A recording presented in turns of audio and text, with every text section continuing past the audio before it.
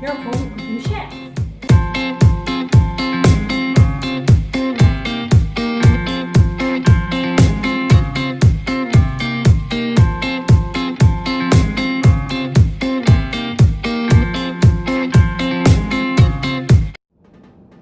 Hello everyone! Welcome to my channel. Today, ang lulutuin natin ay salt and pepper pork spare ribs.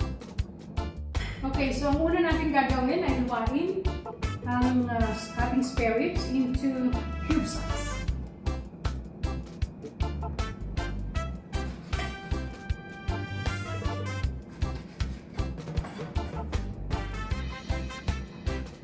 Ang gagawin natin ay pakuluan.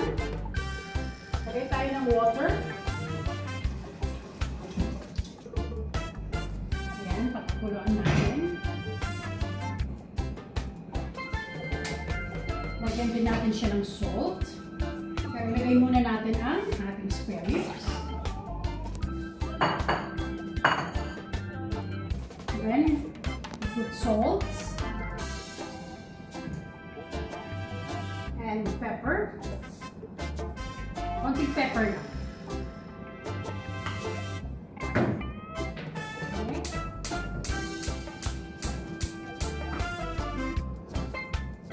And then, tatakpan natin siya. Natantayin lang natin na lumambot ang ating spare ribs.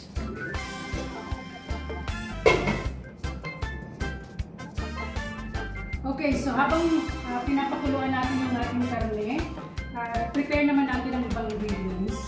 Meron ako dito, of course, corn starch. Meron din corn flour, spring onions, siling, how do you call it? Siling labuyo, right? Siling puno. Garlic, and 5 spice. Guys, kung wala kayong 5 spice, it's okay. Pwede kayong gumawa from scratch. Ang mixture ko nito ay salt and pepper, garlic powder, nilagyan ko rin ng garlic herb, and salt. So, ito na yun siya. Meron din tayong soy sauce, a 1/4 cup of water. Pinapakuluan natin yung ating karne. Luwain natin yung ating mga ingredients.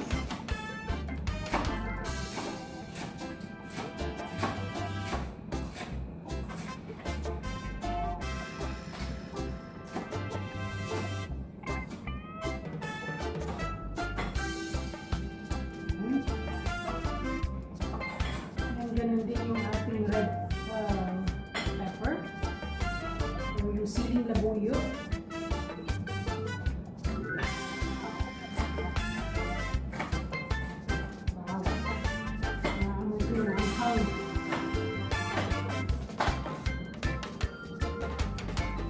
Para sa akin, tama na yung makat. Hindi ko na makain.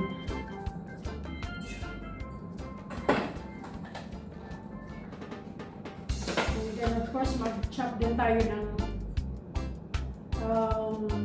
garlic.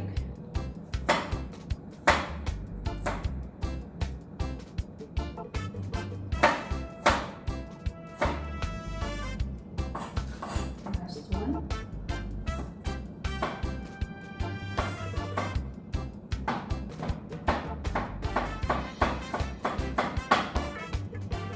Okay. Chop din natin ng luya.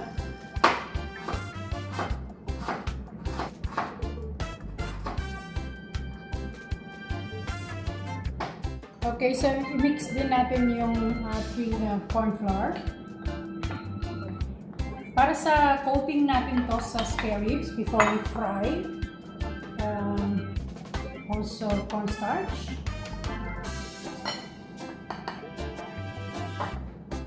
We'll add the 5 spice.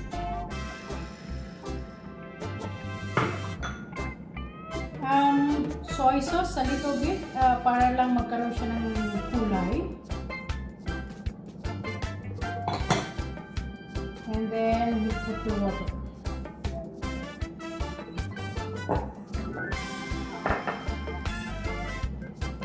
konti-konti lang ang paglagay ng water. Pwede niyong i-add pag masyadong malapot. Like this, masyado siyang sticky.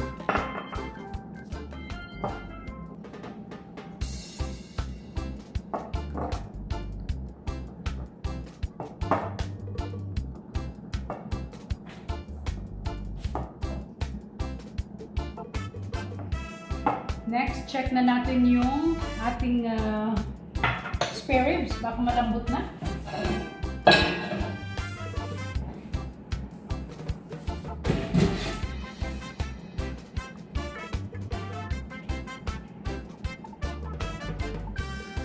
I think it's ready.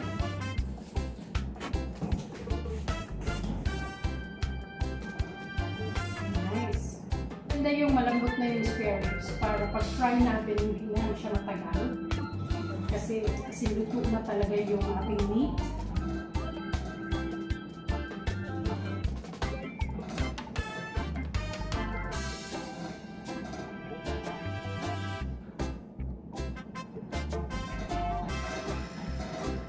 Okay, palamigin lang natin ng konti. Then, we'll do the coating na. Okay, so ready na itong ating pang-coating. Ilagay na natin ang spare ribs.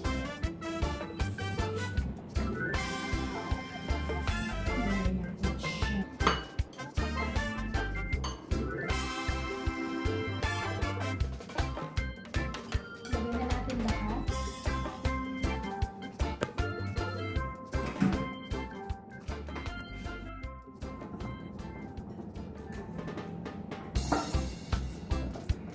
Now, mag-init na tayo ng pan para masimulan na natin mag-fry.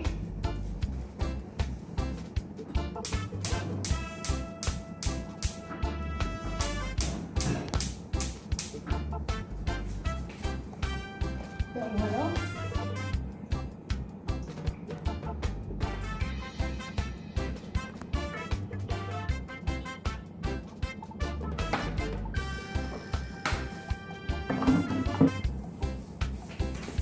Prepare na rin yung ating lalagyan ng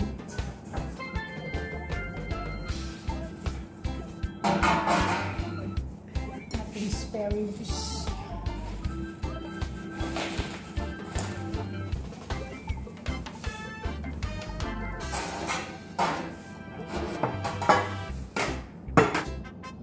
I think it's ready.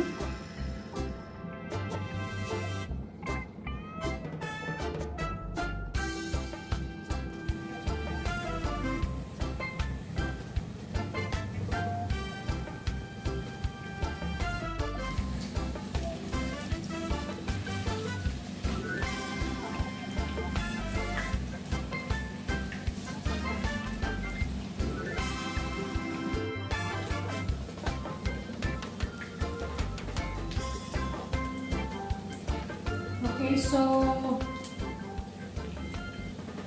luto na yung ating spare ribs, fried spare ribs. Ang next step na gagawin natin ay sautee na natin yung mga remaining ingredients.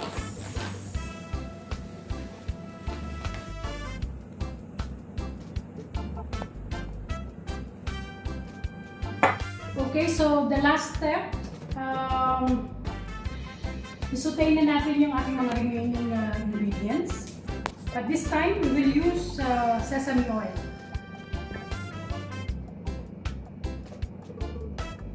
Okay.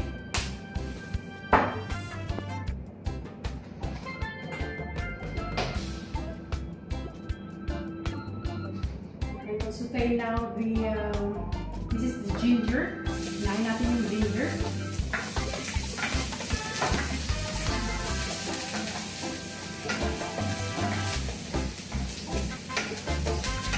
Then, sunod natin yung onions.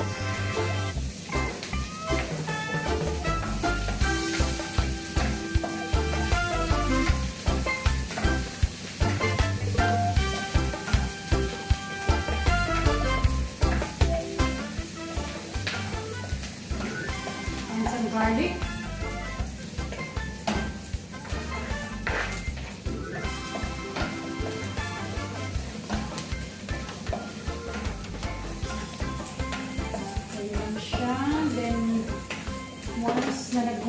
brown na. We can add the 5 spice. So ito yung natirang 5 spice kanina, pinaghati ko doon sa pang-coating natin sa pagsaute.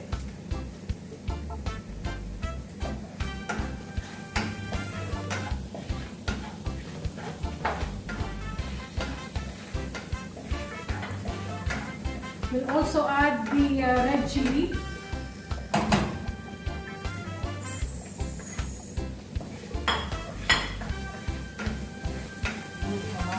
So yummy. Bango, guys.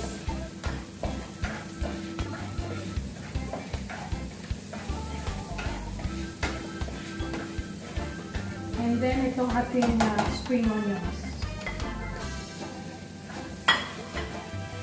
Hanapin yung ating pinilitong pepperspareribs.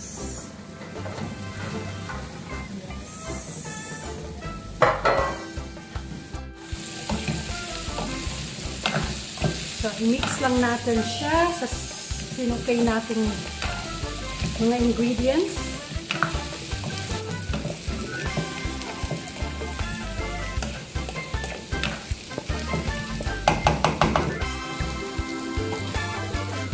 Okay, I think it's cooked. Now, i-plating na natin.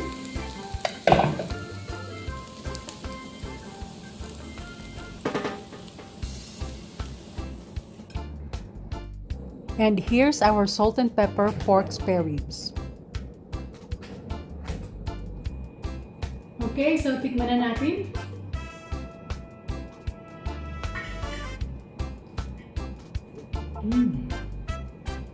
Mmm.